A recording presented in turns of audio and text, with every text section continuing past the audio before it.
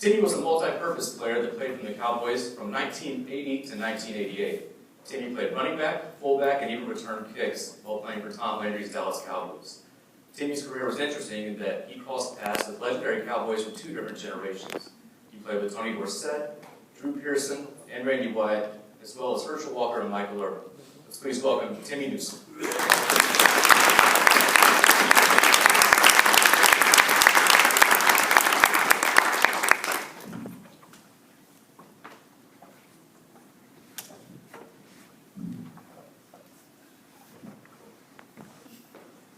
Thank you all once again for joining us.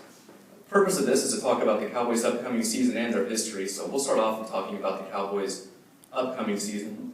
And I'd like to get an answer from each of you, starting with you, Timmy. The Cowboys have finished the last two seasons with an 8-8 record. How do you feel they're going to do this year? I think they're going to do pretty well. They've got a very favorable schedule. The wild card is whether or not they stay healthy. If they stay healthy, I think they'll do real well. What about you, Dixon? I'm not exactly sure. I just haven't seen anything offensive-wise that makes it look like they got it together. I mean, the defense has looked really good. I like the 4-3. I mean, I understand the 4-3. That's what we used to do. But the offensive side, I don't see them defining everything just yet. So, How about you, Chris? Timmy said it best. Dixon said it best as well. To me, it's a war of attrition, which means whoever's healthy is at the end. They look so good, but they don't have enough depth. So if somebody gets hurt, it falls apart. And because of that, I can only give them 9 wins at this point. I can only give them 9 might get them in the playoffs. In this NFL, with all this parity, 9, the last 2 years in a row, if they had won 9 games, they make the playoffs. It came down to these last games of the season where they play in, so to speak. If they weren't so injured, I mean, for some reason I think they draft players with an injury history. I don't know. Sometimes I think the injuries because they're pushing their bodies to do something that they haven't trained to do yet. The practices look too relaxed. You know, like I was telling you, our practices were like at 120%. Under Jimmy Johnson. Yeah, under Jimmy Johnson, it was 120%. And then you get to the game is at 100%. That's like easy. The hardest part is practice and preparing yourself. And I don't see them stressing or putting not pressure on their body for 3 or 4 months before the season comes. And then you go out there and try to go against somebody else. And you're going to pull a hamstring. And you Why you blame Miles Austin? I'm just saying. I know you're right. I mean, this shit ain't him. You know, they got a lot of guys that, get little nagging injuries. And Jay Ratliff, Miles Austin, you know what I'm saying? Mo Claiborne. It's like, what did you do in the offseason? Sean Lee. Well, it's tough, But yeah, you sit there and you look at them, you're like, dude, these guys are fragile. He was like, why are they so fragile? Because they don't prepare themselves to be that, to do that. So that's what I see. If you're Jerry Jones, what's the first step you take to improve the current Cowboys team? Sorry to you guys. I quit. Gosh, that's a tough. I think he made the right move by getting another defensive coordinator in there, and I think he made another really good move by getting an offensive coordinator into the fold. Now he just needs to kind of leave it alone. Hope so. It was a question. How about you, Chris? Maybe I don't understand the question. Where do you start improving the Cowboys team? If you had to control the draft, personnel, stadium, whatever it is, where do you start? I think you would have to express to individual players what their responsibility is to the team.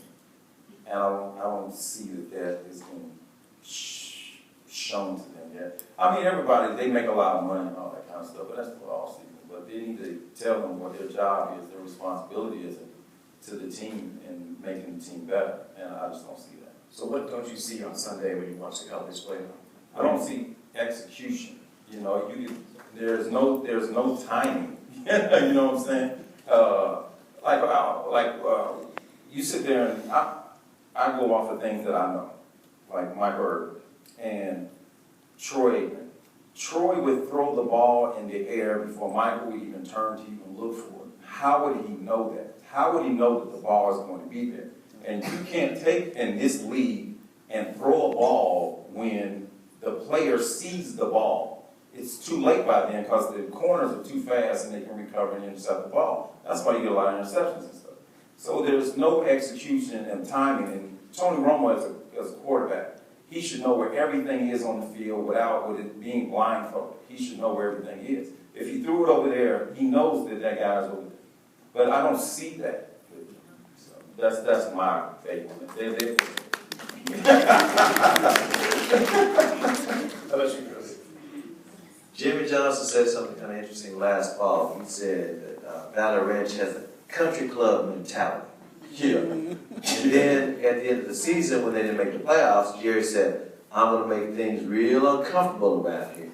And he fired all these coaches, right? Except for Jason Garrett. Now here goes the conspiracy theory, right? Here goes the conspiracy theory. He hires all of John Gruden's former assistants. Monty Kiffin worked with John Gruden. Rod Marinelli, John Gruden. You just go down the list. Even Bill Callahan, who's calling the offense now, was John Gruden's offensive coordinator at Oakland and one of his best friends in the NFL. He did everything but bring in John Gruden, right? And here's your conspiracy theory. There are rumors that he talked to John Gruden, and John Gruden said, I want Jimmy Johnson power. And Jerry said, Jason Garrett, you get to stay around. That's all conspiracy theory. I tell these stories only to suggest that if they don't win and go to the playoffs, more heads will roll, but you don't want to see a wasted season. I think the guys, these new coaches brought in some enthusiasm. If they only had the depth, I think they might go further because I think they are learning some things this year that they didn't over the last couple of years since Parcells left. Thanks, Chris. You know, let me comment just on a little bit about the Cowboys and where they play. AT&T Stadium is what it's now called. It has a lot of bling to it. And their record is only slightly better at home than it is on the road. Somehow those players have got to forget about all of the ambiance and the style of which AT&T Stadium brings and focus on football. That's a really tall order considering all of the things that are going on. When they walk in the locker room, there's a camera. When they go through the tunnel, there's a camera. When they go out on the field, there's a camera. And so they've got to get out of that Hollywood mentality and be about the business of playing football. And that's a really tough order in AT&T Stadium. Yeah. Can I say something about that stadium too? Timmy makes a great point. I think that stadium fires up the other team. It does. I think the other team go, wow, we're going to whoop the Cowboys in their own business. Dance on the star, huh? Yeah, it's true. I understand what you're saying. You mentioned Dixon, so I wanted to touch on this. Tony Romo, the Cowboys quarterback, has become a bit of a polarizing figure. He's had a great deal of success in the regular season. Statistically, he's been really good. Do you think with the right supporting cast, and start with you on this, Dixon, with the right supporting cast, you can take a win with him?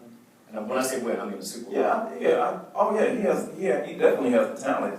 Personally, as a person, he has the talent. But like I was saying before, does he have enough pride in his craft to go out there and do what needs to be done on the football field? I mean, that's up to him. I mean, no amount of money is going to make that happen.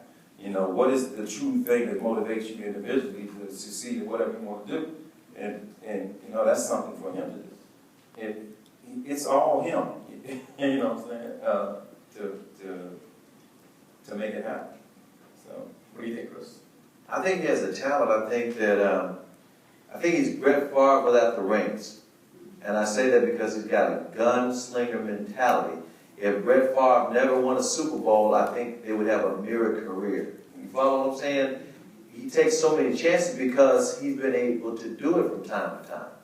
And I think he takes chances because the talent around him isn't good enough. He doesn't have the offensive line protection. If he had the offensive line from the 90s, he might not take as many chances. yeah, but I don't think he Or the running game. Yeah, but I don't think the team is defined a number one receiver. They don't have a number one receiving, passing threat. Mm-hmm. Until they define that, they're not going to be successful at all. It could be dead. We'll see. Yeah, but I mean, he doesn't really seem like he's the number one receiver.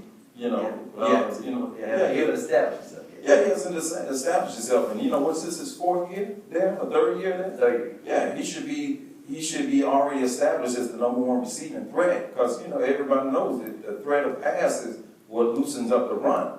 And if they have no passing threat, then I don't see them being successful. So they have to define the number one receiver, then they define the number two receiver, and the number three receiver, which really had in Austin Miles and Waiting and all those other, and that's how they were getting all those their receiving yards, because they had a deep passing threat on both sides, or, you know, but I don't see that yet.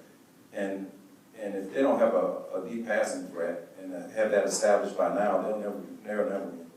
We'll see if Callahan calls better plays. That's whether Callahan decides Miles, or excuse me, Dez is the main go-to. Yeah, you Just guys care what he's doing. just think about it. You always, just look back in history.